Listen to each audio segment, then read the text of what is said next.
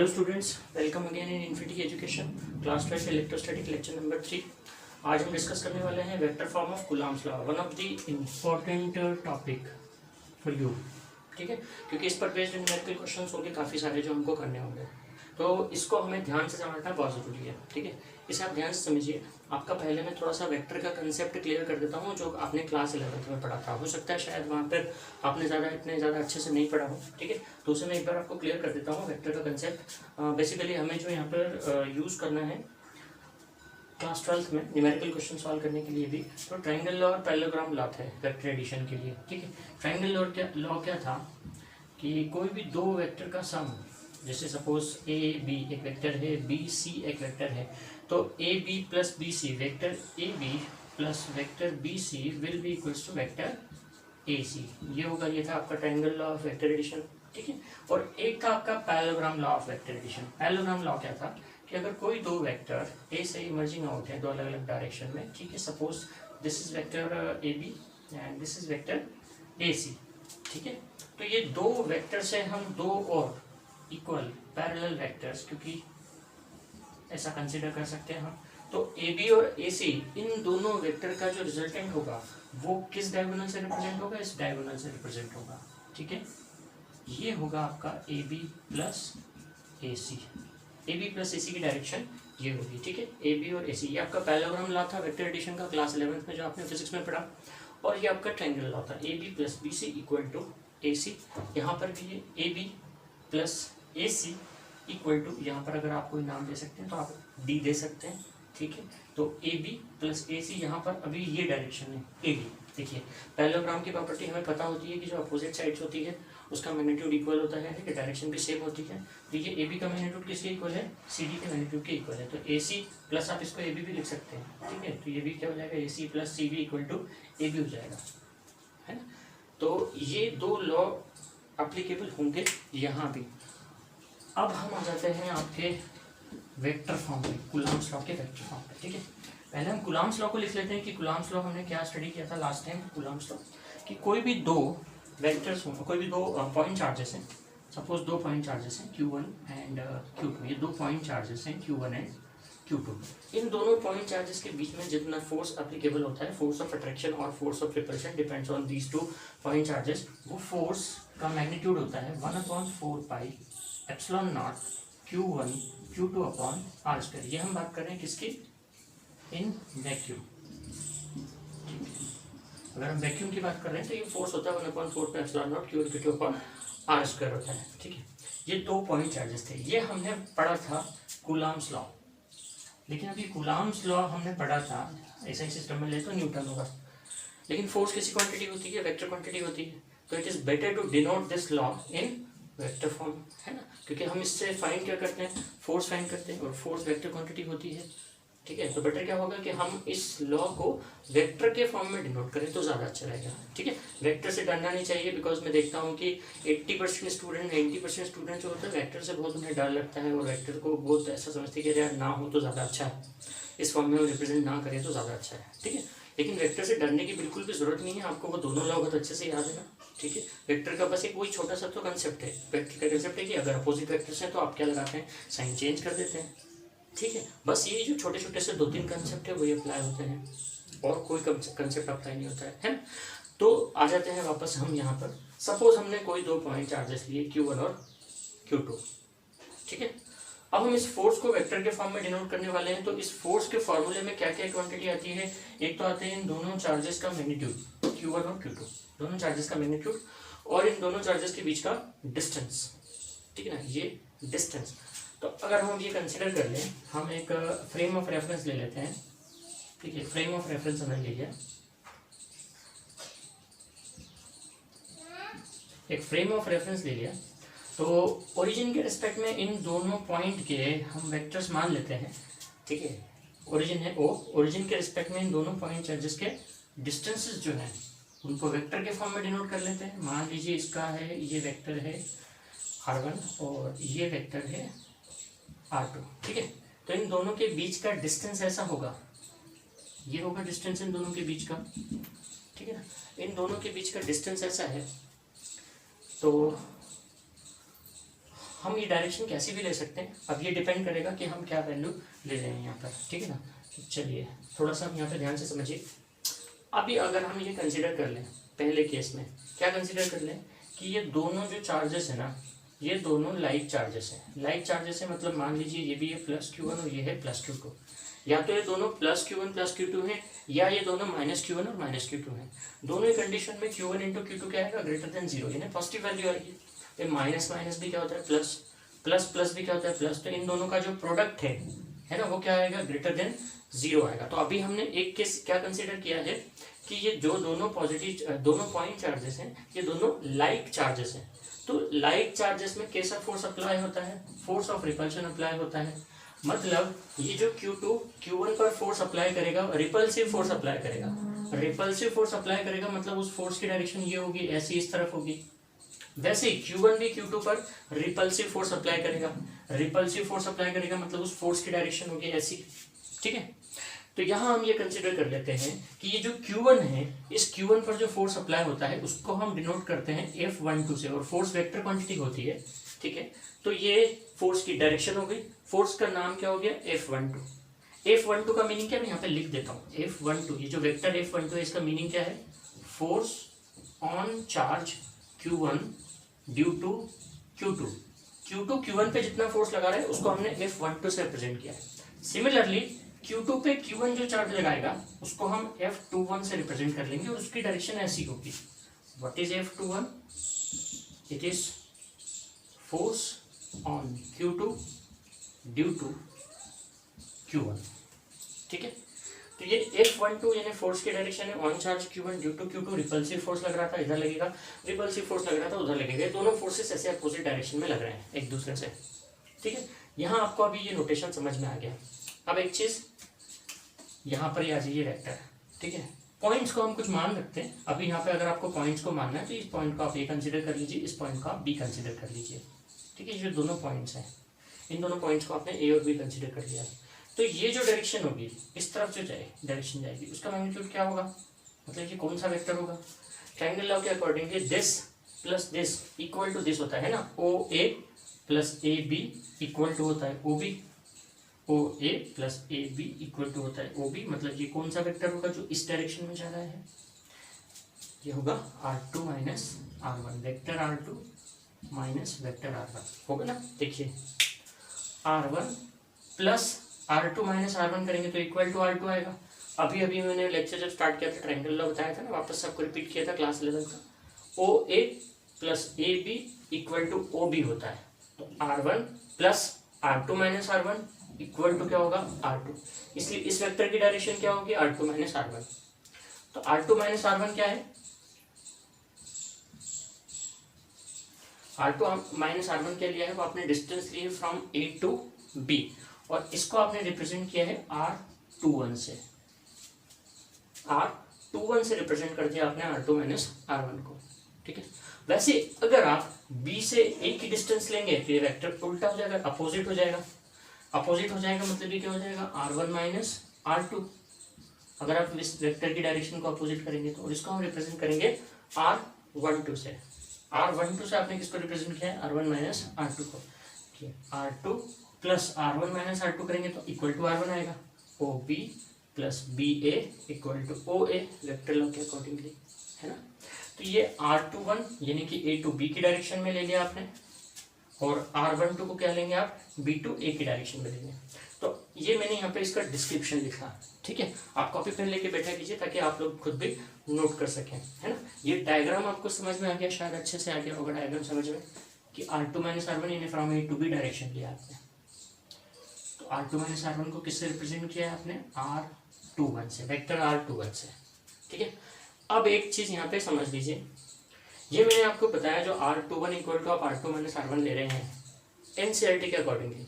आपके एनसीईआरटी में R21 से रिप्रेजेंट किया है R2 माइनस R1 को, लेकिन अगर आप कुछ डिफरेंट बुक्स, रेफरेंस बुक्स वगैरह सर्च करेंगे या कहीं कुछ और देखेंगे, किसी दूसरी बुक, किसी दूसरे राइटर की बुक में देखेंगे तो आपको ये R2 माइनस R1 लिखा हुआ दिखता है R12। मतलब किसी किसी बुक में इसे, कई सारी बुक्स में इसे R12 से रिप्रेजेंट किया है और इसको R21 से रिप्रेजेंट किया है, इसलिए स्टूडेंट्स कंफ्यूज हो जाते हैं। मैंने यहाँ जो लिखा है ये एनसीईआरटी के अकॉर्डिंगली लिखा है। आपकी जो एनसीईआरटी है उसमें R21 से रिप्रेजेंट किया R2 माइनस R1 को, R12 से रिप्रेजेंट किया R1 माइनस R2 को। क्योंकि मैं क्या कह रहा हूँ कि कई अदर बुक्स में, ठीक है, रेफरेंस बुक्स में इसको R12 से रिप्रेजेंट किया है और इसको R21 से रिप्रेजेंट किया है, यानी R12 is equal to R2 minus R1 किया है। समझ में है? लेकिन आप अपने दिमाग में सिर्फ एक ही कंसेप्ट को याद रखिएगा, दूसरे तीसरे चौथे कंसेप्ट मत लेकर के आइएगा दिमाग, अदरवाइज आप खुद ही कंफ्यूज हो जाएंगे। आप बेसिक कंसेप्ट याद रखिएगा बस, डायरेक्शंस आपको गलत नहीं करनी है बस, ठीक है। आपने अगर मान लिया, क्योंकि आपकी इच्छा आप इसे R21 माने या R12 माने, आप यहाँ पे स्पेसिफाई कर रहे हैं ना कि R21 का मीनिंग क्या है, R2 माइनस R1 है, R12 का मीनिंग क्या है, R1 माइनस R2 है। आपने स्पेसिफाई कर दिया कि आपने क्या कंसिडर किया हुआ है, ठीक है। फिर कोई कंफ्यूजन की जरूरत नहीं है कि किसी बुक में आपको क्या लिखा हुआ दिख रहा है, ठीक है। ओके, चलो आगे बढ़ते हैं अब। तो आपको ये फिगर क्लियर हो गया, F12 क्या है वो क्लियर हो गया, F21 क्या है वो क्लियर हो गया, डिस्टेंसेस क्लियर हो गई, ठीक है। तो इन वेक्टर फॉर्म अब आप इस कूलम्ब्स लॉ को क्या लिख सकते हो, इन वेक्टर फॉर्म। किसके लिए ले रहे हो आप? फॉर वैक्यूम, वैक्यूम के लिए ले रहे हो, क्योंकि आप वहाँ पे 1/4 लगाओगे। तो अब देखिए ये F12 क्या है, force on Q1 due to Q2, मतलब हम इस फोर्स की बात कर रहे हैं जो इस Q1 पर लग रहा है, इस डायरेक्शन में लग रहा है F12 पर, ठीक।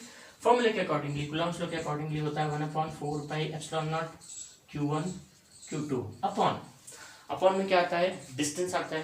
तो अब डिस्टेंस कौन सा लेंगे, इस डायरेक्शन में कौन सा डिस्टेंस है, इस डायरेक्शन में, इधर की डायरेक्शन में R12 में, है ना, क्योंकि R21 आपने किस डायरेक्शन में लिया है, A to B डायरेक्शन में लिया है ना। यहाँ पे स्पेसिफाई कर देते हैं किधर से किधर लिया है, फ्रॉम A to B लिया है, और ये कहाँ लिया है, फ्रॉम B to A, ठीक है। फ्रॉम A to B आपने डायरेक्शन लिया है R21, F12 की डायरेक्शन क्या है, B2 है, तो यानी डिस्टेंस क्या लोगे आप, R12। तो डिस्टेंस का क्या है यहाँ पे, स्क्वायर, यानी R12 का क्या हुआ, स्क्वायर। यहाँ पे आप वेक्टर नहीं लगाएंगे, ध्यान रखिए। क्यों नहीं लगाएंगे आप, क्योंकि यहाँ क्या है, R का स्क्वायर है। किसी वेक्टर का स्क्वायर क्या होता है, स्केलर क्वांटिटी होती है। किसी भी वेक्टर का स्क्वायर स्केलर क्वांटिटी होती है, क्लास 11th में आपने पढ़ा है। यहाँ पे जैसे मैं लिख के बताऊँ तो, क्योंकि vector A dot A is equal to होता है A स्क्वायर, डॉट प्रोडक्ट करते हैं तो डॉट प्रोडक्ट किसी क्वांटिटी आती है, स्केलर क्वांटिटी आती है। इसलिए आप यहाँ पे इस R पे वेक्टर नहीं लगाएंगे, क्योंकि स्क्वायर हो चुका है। स्क्वायर होने के बाद क्वांटिटी स्केलर हो चुकी होती है, ठीक है। अब चूंकि हम फोर्स को वेक्टर फॉर्म में लिख रहे हैं, इसलिए डायरेक्शन को भी स्पेसिफाई करना जरूरी होता है। तो देखिए इक्वेशन हमेशा कैसी होनी चाहिए, बैलेंस होनी चाहिए। लेफ्ट हैंड साइड की क्वांटिटी को आपने वेक्टर फॉर्म में लिखा है, लेकिन आप देखिए क्या राइट हैंड साइड की कोई सी भी क्वांटिटी वेक्टर फॉर्म में लिखी है आपने, अभी तक नहीं लिखी है सॉरी राइट हैंड साइड की कोई सी भी क्वांटिटी वेक्टर फॉर्म में नहीं लिखी है। तो फिर आपको क्या करना पड़ता है, वेक्टर फॉर्म में रिप्रेजेंट करने के लिए एक यूनिट वेक्टर से मल्टीप्लाई करना पड़ता है, ठीक है, जो डायरेक्शन बताए। अब यूनिट वेक्टर का मतलब होता है जिसका मैग्नीट्यूड क्या हो, 1 का मल्टीप्लाई करेंगे अगर हम किसी एक्सप्रेशन में, तो कोई फर्क नहीं पड़ता है 1 का मल्टीप्लाई करने से, है ना। तो जो डायरेक्शन को स्पेसिफाई करे, यूनिट वेक्टर मतलब जो डायरेक्शन बता रहा है जिसका मैग्नीट्यूड क्या है, 1 है। तो F12 की डायरेक्शन में यूनिट वेक्टर हम कौन सा डिस्टेंस वेक्टर लेंगे, कौन सा वेक्टर लेंगे, R12, और यूनिट वेक्टर को रिप्रेजेंट करते हैं किससे, कैप से। तो इसलिए आप क्या लिख रहे हैं वहां पे, R12 कैप। समझ आ रहा है, यही फॉर्मूला लिखना है, लेकिन वेक्टर फॉर्म में लिखना है। F को वेक्टर फॉर्म में लिखा हमने, वेक्टर F, लेकिन यहाँ दो फोर्सेस है, एक Q1 Q2 पे लगा रहा है, एक Q2 Q1 पे लगा रहा है। पहले Q2 जो Q1 पे फोर्स लगा रहा है हमने वो लिखा F12, जो Q2 Q1 पे लगा रहा है फोर्स इस डायरेक्शन में, रिपल्सिव फोर्स है। 1/4 pi epsilon not Q1 Q2 upon R square होता है। R यानी डिस्टेंस कौन सी ले रहा है आप, इस डायरेक्शन में जो डिस्टेंस है, इस डायरेक्शन में जो डिस्टेंस है B2 है वो है R12, इसलिए आपने क्या लिखा, R के प्लेस पे R12 स्क्वायर। लेकिन राइट हैंड साइड में अभी तक आपने कोई सी भी क्वांटिटी वेक्टर के फॉर्म में नहीं लिखी थी, नहीं है, तो इसलिए इनटू में आप क्या लिखेंगे, एक यूनिट वेक्टर, ठीक है, R कैप, ये क्या है, यूनिट वेक्टर है। What is unit vector, in class 11th you studied that unit vector is the vector whose magnitude is 1, है ना। तो 1 से मल्टीप्लाई करने से कोई फर्क नहीं पड़ेगा एक्सप्रेशन को, इसलिए हमने इनटू क्या किया, एक यूनिट वेक्टर। कौन सा यूनिट वेक्टर, जो डायरेक्शन को बताए। कौन सी डायरेक्शन को बताना है, इस डायरेक्शन को B2 है, यानी R12 डायरेक्शन, ठीक है, समझ में आया। इसको हम थोड़ा सा अब और आगे सॉल्व करते हैं, मतलब एक एक्सप्रेशन तो यह आ गया, इसको थोड़ा सा आगे और सॉल्व करेंगे आप, है ना। ये न्यूटन में एक्सप्रेशन है, अगर आप ऐसे यूनिट ले रहे हैं तो न्यूटन लगाएंगे, है ना। न्यूटन में है आपका एक्सप्रेशन। अब वेक्टर में यूनिट वेक्टर का फॉर्मूला क्या होता है, यहाँ मैं लिखता हूँ यूनिट वेक्टर का फॉर्मूला ए के क्या था, आप रिमाइंड कीजिए यूनिट वेक्टर का फॉर्मूला क्या था, vector A upon modulus of A, ये था यूनिट वेक्टर का फॉर्मूला था, vector divided by its modulus, ठीक है, is unit vector. So R cap को आप क्या लिखेंगे, vector R upon modulus of R. So यही expression F12 become 1/4 pi epsilon not Q1 Q2 upon R12 square into, अब यहाँ पर आ गया ये vector R12 upon modulus of vector R12। जब मॉड्यूलस आप निकाल लेते हैं किसी वेक्टर का तो वो क्वांटिटी क्या हो जाती है, स्केलर। वेक्टर ए के मॉड को आप क्या लिखते हैं, ए, बस किसी वेक्टर का मॉडुलस फाइंड किया आपने, मैग्नीट्यूड फाइंड किया, मतलब क्या वो होती है, स्केलर क्वांटिटी होती है। वेक्टर ए का मॉड यानी वेक्टर आर का मॉड, तो अब आप इस पर वेक्टर नहीं लगाएंगे, यानी आप सिर्फ क्या लिखेंगे, R12, समझ आया। Vector A upon modulus of vector है, किसी वेक्टर का मॉडुलस या मैग्नीट्यूड क्या आ जाता है, स्केलर क्वांटिटी आ जाती है, इसलिए आप इस पर वेक्टर साइन नहीं लगाएंगे, ठीक है, ओके। अब आप इन दोनों का प्रोडक्ट कर सकते हैं, तो ये एक्सप्रेशन क्या हो गया, F12 is equal to 1/4 pi epsilon not Q1 Q2 upon R12 cube into vector R12, एक नया एक्सप्रेशन आ गया। इसी एक्सप्रेशन को मैं एक और तरीके से लिख सकता हूं, ठीक है, क्या लिख सकता हूं, R12 क्या था, यहाँ देखिए R12 क्या है, vector R1 minus vector R2। आप इसको इस फॉर्म में भी लिख सकते हो, मैं इसे यहाँ लिख देता हूँ साइड में, 1/4 pi epsilon not Q1 Q2 upon, ये R12 का क्यूब था, यानी क्या है, R12 क्या है, vector R1 minus vector R2, vector R1 minus vector R2, लेकिन मॉड्यूलस ध्यान रखिए क्योंकि स्केलर क्वांटिटी है, तो क्या लगा दीजिए आप, मॉड्यूलस का क्यूब इंटू, ये वेक्टर फॉर्म में है R12, मतलब आप यहाँ क्या लिखेंगे, vector R1 minus vector R2। यहाँ आपने इसमें मॉड्यूलस नहीं लगाया है, ये वेक्टर के ही फॉर्म में है, यहाँ मॉड्यूलस लगाया है क्योंकि ये स्केलर क्वांटिटी है, ठीक है। तो आपने वेक्टर फॉर्म में ही डिफरेंट डिफरेंट एक्सप्रेशन देख लिया आपने, मतलब एक एक्सप्रेशन आपने ये देख लिया जो यूनिट वेक्टर के फॉर्म में है, बेसिकली आप ये यूज करते हो, लेकिन अगर आपको उसको वेक्टर के फॉर्म में भी लिखना है तो फिर उसको वेक्टर आर अपॉन आर लिख करके आपका एक्सप्रेशन ये बन जाएगा, ठीक है। इसको आपको मॉड्यूलस के फॉर्म में लिखना है, मतलब डिफरेंस के फॉर्म में भी लिखना है अगर, तो एक एक्सप्रेशन ये बन जाएगा। तो ये आपने लिखा F12। सिमिलरली आप क्या लिख सकते हो, F21 को लिख सकते हो, ठीक है।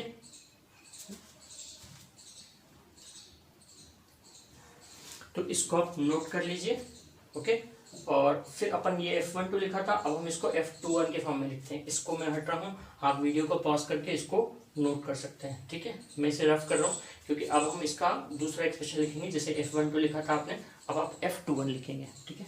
तो मैं इसे रफ कर रहा हूँ यहाँ से,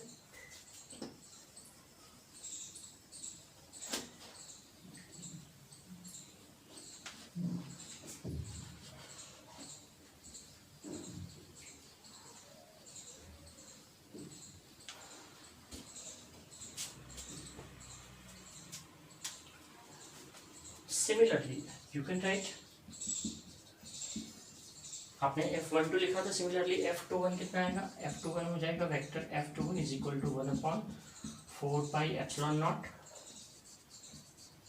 Q1 Q2 upon R21 square into R21 cap, ठीक है। F21 जैसा आपने F12 लिखा था वैसे ही F21 आएगा, ठीक है। और इसको अगर आप जो यूनिट वेक्टर है उसको वेक्टर में कन्वर्ट करोगे तो you can write 1/4 pi epsilon not Q1 Q2 upon R21 cube हो जाएगा, और ये वेक्टर R21 क्योंकि आर कैप का formula vector R upon R आएगा, आर का मल्टीप्लिकेशन इसमें बन जाएगा, है ना।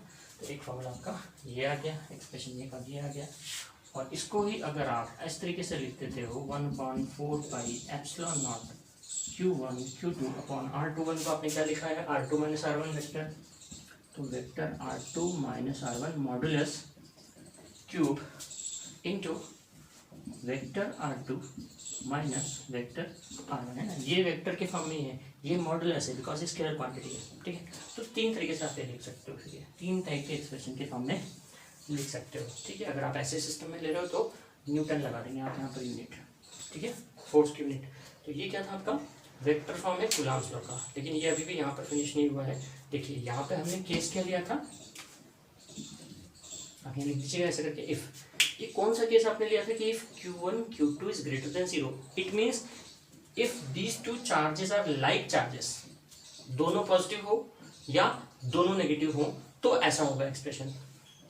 लेकिन अगर एक पॉजिटिव और एक नेगेटिव है तो फिर क्या होगा, उसके लिए मैं डायग्राम थोड़ा सा फिगर चेंज कर रहा हूँ, है ना, यहाँ पर कुछ चीज़ें चेंज हो जाएगी। सेकंड केस अगर लेता हूँ तो इसे मैं रफ कर रहा हूँ।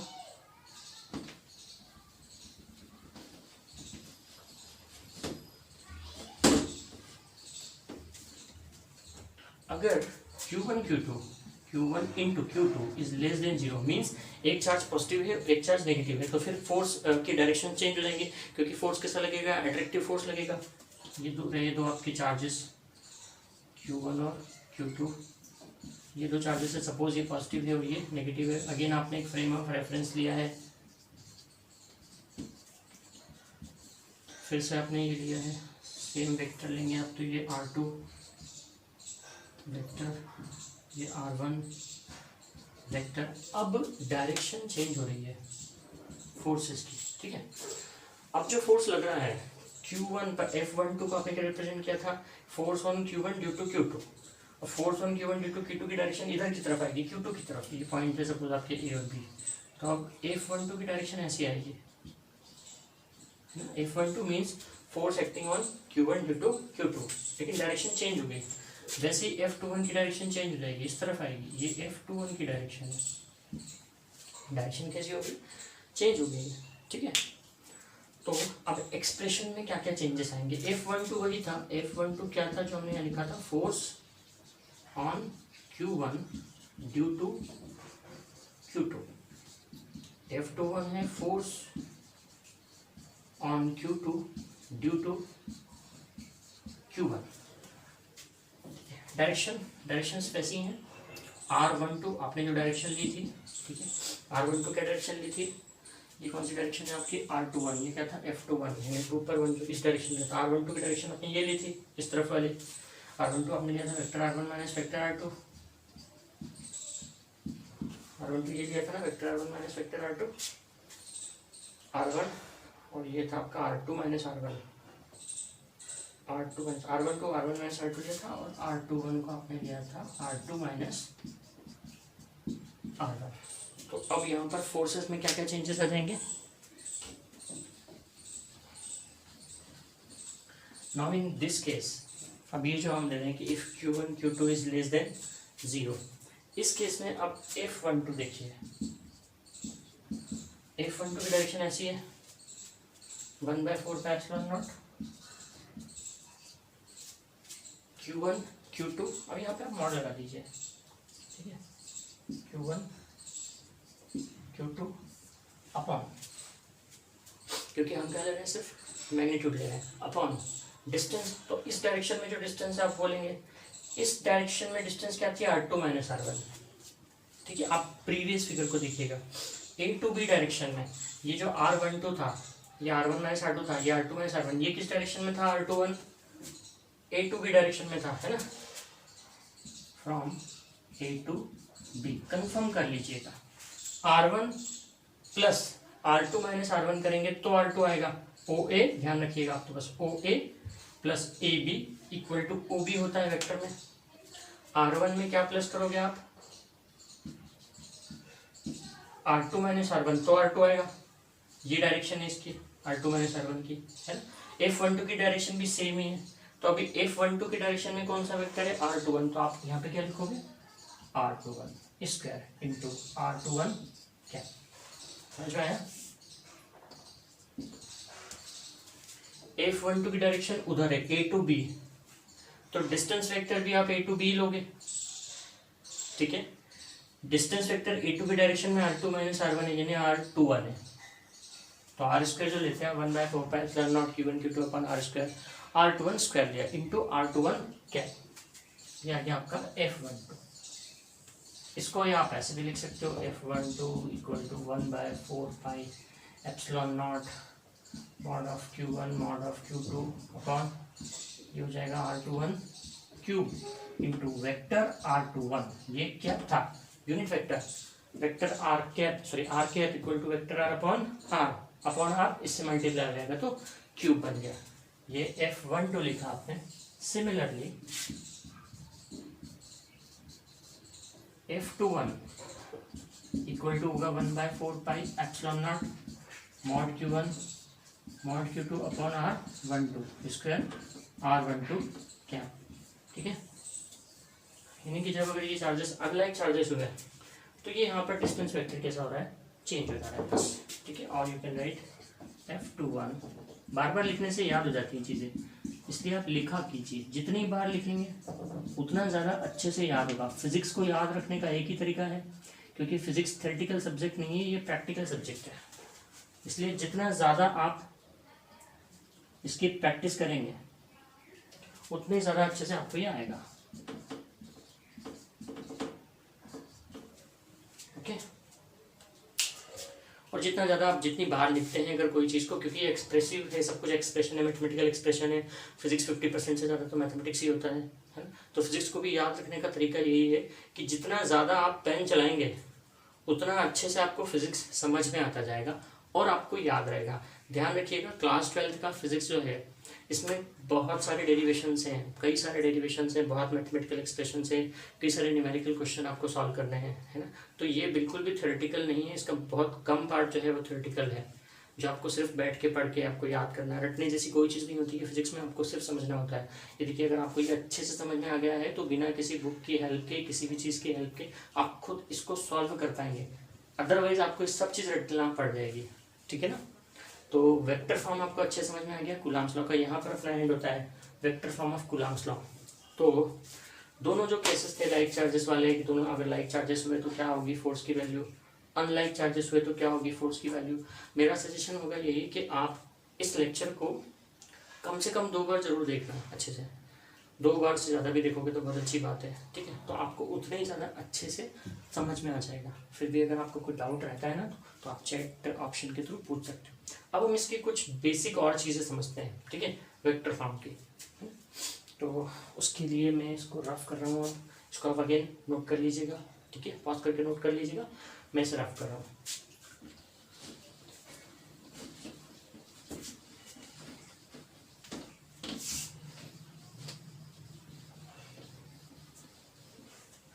अब जैसे ये जो कूलम्ब्स लॉ है ये क्या रिप्रेजेंट करता है, ये इलेक्ट्रोस्टैटिक फोर्स बताता है 2 पॉइंट चार्जेस के बीच में जो इलेक्ट्रोस्टैटिक फोर्स लग रहा है ना। तो ये कहाँ कहाँ अप्लीकेबल है, सबसे मतलब कितने डिस्टेंसेस तक के लिए अप्लीकेबल है ये भी आपको पता होना चाहिए। देखिए कुछ ऐसे नोटिव पॉइंट्स होते हैं, मतलब कुछ ऐसी चीज़ें होती है जो कहीं से भी पूछ ली जाती है एग्जाम्स में, क्वेश्चन कहीं से भी आ जाता है ऐसे निकल के, तो हमें हर एक चीज़ के बारे में अच्छा सा नॉलेज होना चाहिए। जैसे अब 2 पॉइंट चार्जेस के बीच में फोर्स लग रहा है तो वो दोनों जो पॉइंट चार्जेस हैं तो कितने डिस्टेंस तक ये लॉ अप्लीकेबल है, ठीक है। तो ये लॉ जो है वो इनफाइनाइट डिस्टेंस तक के लिए अप्लीकेबल है कि भाई इनफाइनाइट डिस्टेंस तक भी हमारे 2 पॉइंट चार्जेस होंगे तो ये लॉ अप्लीकेबल है। लेकिन जो मिनिमम डिस्टेंस है, मिनिमम डिस्टेंस मतलब कि कितने पास होंगे, कितने क्लोज होंगे, तो 10⁻⁻15 मीटर है, एटलीस्ट 10⁻⁻15 मीटर तक ये इलेक्ट्रोस्टैटिक फोर्स का जो कूलम्ब्स का लॉ है वो अप्लीकेबल है। क्योंकि इससे भी ज़्यादा अगर कम डिस्टेंस हो जाती है 2 पॉइंट चार्जेस के बीच में तो फिर जो न्यूक्लियर फोर्सेस है वो डोमिनेट करते हैं इलेक्ट्रोस्टैटिक फोर्स को, फिर न्यूक्लियर फोर्स ज़्यादा लगने लग जाता है, ठीक है ना। तो फिर इलेक्ट्रोस्टैटिक फोर्स नेग्लिजिबल हो जाता है उस केस में। इससे कम डिस्टेंस अगर रहती है तो, है ना, मतलब इनफाइनाइट डिस्टेंस से लेकर के तो मिनिमम डिस्टेंस है, मैक्सिमम डिस्टेंस तो इनफाइनाइट हो सकती है, मिनिमम डिस्टेंस कितनी होनी चाहिए दोनों पॉइंट चार्जेस के बीच में 10⁻⁻15 मीटर, ठीक है। मिनिमम डिस्टेंस यहाँ से लिख देता हूँ मैं, minimum distance between 2 point charges should be 10⁻⁻15 metre, ठीक है। ये समझ में आया आपको। तो एक तो ये आपने समझ लिया कि हाँ दोनों पॉइंट चार्जेस के बीच का मिनिमम डिस्टेंस इतना होना चाहिए, तो ये कूलम्ब्स लॉ अप्लीकेबल है। और इस कूलम्ब्स लॉ की और क्या क्या कैरेक्टरिस्टिक्स हैं, ठीक है। तो अपन इसको कंपैरिजन कर लेते हैं ना कूलम्ब्स लॉ को, यानी कि इलेक्ट्रोस्टैटिक फोर्स। कूलम्ब्स लॉ में हम फाइंड कर रहे हैं इलेक्ट्रोस्टैटिक फोर्स को, आप रिप्रेजेंट कर रहे हैं। क्लास 11 में अगर थोड़ा सा आप जा करके देखें ध्यान से, है ना, तो वैसा कि वैसा फार्मूला आपको एक देखने को मिला था ना, क्लास 11 में आपने पढ़ा था ग्रेविटेशन, उसमें ग्रेविटेशनल फोर्स का आपको फार्मूला देखने को मिला था, F equals to G m1 m2 upon D square. ये था ग्रेविटेशनल फोर्स, था ना। ग्रेविटेशनल फोर्स की कोई भी दो ऑब्जेक्ट के बीच में जितना ग्रेविटेशनल फोर्स अप्लाई होता है इस गिवन बाय न्यूटन्स का लॉ था, universal law of gravitation, G m1 m2 upon D square, दोनों के ऑब्जेक्ट के बीच का डिस्टेंस। आपने यहाँ पे देखा इलेक्ट्रोस्टैटिक फोर्स, ये आपका ग्रेविटेशनल फोर्स था। इलेक्ट्रोस्टैटिक फोर्स भी आपने सेम तरीके देखा, लेकिन यहाँ पर आपने जो कांस्टेंट देखा 1/4πε0 देखा, Q1 Q2 upon R square. तो कुछ खासियत दिखी ना, दोनों बिल्कुल एक जैसे दिखते हैं, है ना, बिल्कुल सेम सिमिलर। यहाँ पर जी कांस्टेंट था, यहाँ पे 1/4πε0 भी कांस्टेंट होता है। डी डिस्टेंस था, यहाँ पे आर भी डिस्टेंस ही है दोनों चार्जेस के बीच में। तो हम इसमें कंपैरिजन कर लेते हैं, comparison between gravitational force and electrostatic force. इन दोनों में अपन कंपैरिजन करते हैं। क्या कैसे कंपैरिजन होगा इसमें? कंपैरिजन करने तो हम पहले देखते हैं सिमिलैरिटी क्या है, फिर डिसिमिलैरिटीज क्या है, ठीक है ना। क्या क्या सिमिलर चीजें हैं इसमें, मतलब कौन कौन सी चीजें एक जैसी हैं, क्या सिमिलर है इन दोनों में।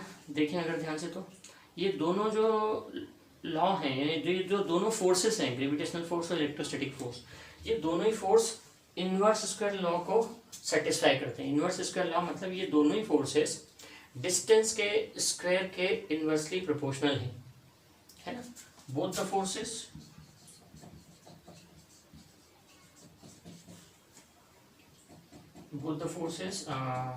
follow inverse square law, that is force is proportional to, inversely proportional to square of distances, दोनों में, ठीक है। और क्या सिमिलरिटी है, दोनों ही फोर्सेस कैसे हैं, कंजर्वेटिव फोर्सेस हैं। कंजर्वेटिव फोर्सेस का मतलब है दोनों ही फोर्स पाथ पर डिपेंड नहीं करते हैं। भाई Q1 और Q2 दो पॉइंट चार्जेस हैं, दोनों 4 पॉइंट चार्जेस के बीच में जितना फोर्स लग रहा है वो फोर्स पाथ पर डिपेंड नहीं कर रहा है ना। तो पाथ और ग्रेविटेशनल फोर्स भी पाथ पे डिपेंड नहीं करता। दो हेवनली बॉडीज या कोई भी दो बॉडीज, यूनिवर्स की दो बॉडीज के बीच में जितना फोर्स अप्लीकेबल होता है वो फोर्स की जो वैल्यू है पाथ पे डिपेंड नहीं कर रही है ना। तो both the forces are conservative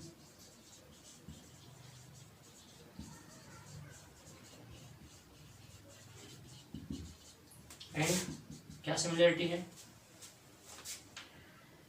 ये दोनों ही फोर्सेस कैसे हैं, सेंट्रल फोर्सेस हैं। सेंट्रल फोर्सेस का मतलब क्या है कि दोनों ही फोर्स, ग्रेविटेशनल फोर्स में भी आपने पढ़ा था कि जो दो बॉडीज थी जिनके मासेस थे m1 और m2, तो इनके बीच का जो आपने डिस्टेंस लिया था वो दोनों बॉडीज के सेंटर से सेंटर का डिस्टेंस था ना। यहाँ पर Q1 और Q2 खुद ही वैसे ही खुद दोनों पॉइंट चार्जेस हैं, यानी कि बहुत ही स्मॉल क्वांटिटी है, बहुत ही स्मॉल एंटिटी है एक, तो उन दोनों के बीच का जो डिस्टेंस है वो भी क्या है, उन दोनों के सेंटर से बीच का डिस्टेंस है ना। यानी कि दोनों फोर्सेस कैसे हैं, सेंट्रल फोर्सेस है। इसका मतलब ये है कि जो दोनों बॉडीज हैं, है ना, फोर्स किसके अलॉन्ग लगता है, दोनों बॉडीज के सेंटर को ज्वाइन करने वाली लाइन के अलॉन्ग लग रहा है। दोनों बॉडीज या दोनों चार्जेस के सेंटर्स को ज्वाइन करने वाली लाइन के अलॉन्ग लग रहा है फोर्स, इसलिए ये कैसा फोर्स है, सेंट्रल फोर्स है। तो both the forces are central forces, both the forces are central forces that is act along the line joining the centers, ठीक है। इनवर्स स्क्वायर लॉ को फॉलो करते हैं, कंजर्वेटिव हैं फोर्सेस और सेंट्रल फोर्सेस हैं, ठीक है। और क्या सिमिलरिटी हो सकती है इन दोनों के बीच में, फिर हम डिसिमिलरिटीज को देखेंगे, ठीक है। अभी हम सिमिलरिटीज को देख रहे हैं, 3 सिमिलरिटीज तो हमने देख ली, और क्या सिमिलरिटीज हो सकती है इन दोनों के बीच में, ठीक है। क्या क्या सिमिलरिटी है, एक सिमिलरिटी और हो सकती है इनके बीच में,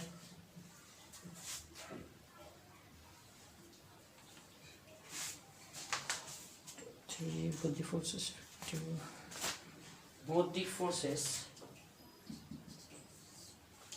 हाँ, अगर दो बॉडी, जैसे हम ग्रेविटेशनल फोर्स की बात करें जो आपने क्लास 11 में पढ़ा था, जो दो बॉडी है, जैसे ग्रेविटेशनल फोर्स अर्थ और मून के बीच में भी लगता है, सन और अर्थ के बीच में भी लगता है, अर्थ और मार्स के बीच में भी लगता है, और ग्रेविटेशनल फोर्स अर्थ के ऊपर ही रखी हुई कोई भी दो बॉडीज के बीच में भी एप्लीकेबल होता है, कोई भी हेवनली बॉडी के लिए एप्लीकेबल है ना ये। मतलब अगर दो बॉडी के बीच में अगर वैक्यूम है तो भी ये फोर्स क्या होगा, अप्लाई होगा। वैसे ही इलेक्ट्रोस्टैटिक फोर्स है, क्योंकि मैंने अभी बताया था कि इलेक्ट्रोस्टैटिक फोर्स की जो मैक्सिमम डिस्टेंस है वो कितनी, इनफाइनाइट। अगर दो पॉइंट चार्जेस इनफाइनाइट डिस्टेंस पर भी रखे हुए हैं ना, तो भी उनके बीच में इलेक्ट्रोस्टैटिक फोर्स कैसा है, एप्लीकेबल है। मतलब अगर ऐसा है कि हम वैक्यूम क्रिएट कर दें और दो पॉइंट चार्जेस को वैक्यूम में रखते हैं, ठीक है, तो कितना फोर्स लगेगा, अरे लगता है 1/4πε0 लगाते हैं ना हम, Q1 Q2 अपन R²। ये वैक्यूम में लगने वाला फोर्स ही है कि अगर दो पॉइंट चार्जेस के बीच में एक वैक्यूम है तो उसका मैग्नीट्यूड ये होता है। हमने पढ़ा ना, 2-3 लेक्चर से हम पढ़ते आ रहे हैं, है ना, कि अगर दोनों पॉइंट चार्जेस के बीच में वैक्यूम है तो ही तो ये कांस्टेंट 1/4πε0 होता है। अगर कोई अदर मीडियम होता है तो ये चेंज हो जाता है, इंटू εr लग जाता है, रिलेटिव परमिटिविटी का मल्टीप्लिकेशन मिल जाता है यहाँ पर डिवाइड में। तो यानी कि चौथी सिमिलरिटी क्या है कि ये जो दोनों ही फोर्सेस हैं ये वैक्यूम में भी एप्लीकेबल है ना। Both the forces are applicable even in vacuum. तो ये सिमिलरिटीज थी। अब यहाँ से मैं आपको एक चीज़ बता देता हूँ कि अगर आपसे सिर्फ कूलम्ब्स लॉ की प्रॉपर्टी भी पूछे ना कि कूलम्ब्स लॉ की प्रॉपर्टीज क्या हैं, तो आप ये चारों पॉइंट कूलम्ब्स लॉ की प्रॉपर्टी में भी लिख सकते हैं कि Coulomb's law inverse square law को फॉलो करता है, कूलम्ब्स लॉ कंजर्वेटिव है, कूलम्ब्स लॉ सेंट्रल फोर्स है, कूलम्ब्स लॉ वैक्यूम में भी एप्लीकेबल है, ठीक है ना। तो ये सब लाइंस आप कूलम्ब्स लॉ की प्रॉपर्टी अगर पूछते हैं तो उसमें भी हम लिख सकते हैं, है ना। यहाँ हम ग्रेविटेशनल फोर्स और इलेक्ट्रोस्टैटिक फोर्स को कंपेयर कर रहे हैं, तो सिमिलैरिटी तो हमने लिख दी। अब हम इसकी जो डिसिमिलैरिटीज है ना, वो देख लेते हैं कि इसकी डिसिमिलैरिटीज क्या क्या है। तो डिसिमिलैरिटीज के लिए हमको वो दो फार्मूले में लिखे रहने देता हूँ। यहाँ से ये चारों पॉइंट्स में रफ कर रहा हूँ, आप नोट कर लीजिएगा।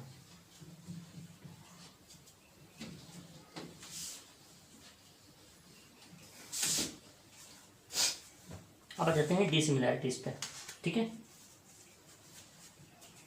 या non similar dissimilarities, non similar properties ऐसा लिख देते हैं अपन, नॉन सिमिलर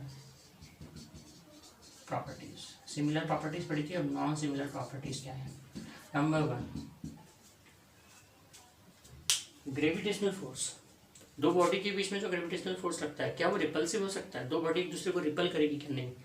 ग्रेविटेशनल फोर्स का नेचर ऑलवेज कैसा होता है? अट्रैक्टिव, है ना। फोर्स ऑफ ग्रेविटेशन ऑलवेज कैसा होता है? Attractive in nature. लेकिन आपने अभी देखा इलेक्ट्रोस्टैटिक फोर्स, अगर लाइक चार्जेस हुए तो रिपल करेंगे, लेकिन अनलाइक चार्जेस हुए तो क्या करेंगे? अट्रैक्ट करेंगे, है ना। तो ये पहला डिफरेंस हो गया कि gravitational force is always attractive in nature, while electrostatic force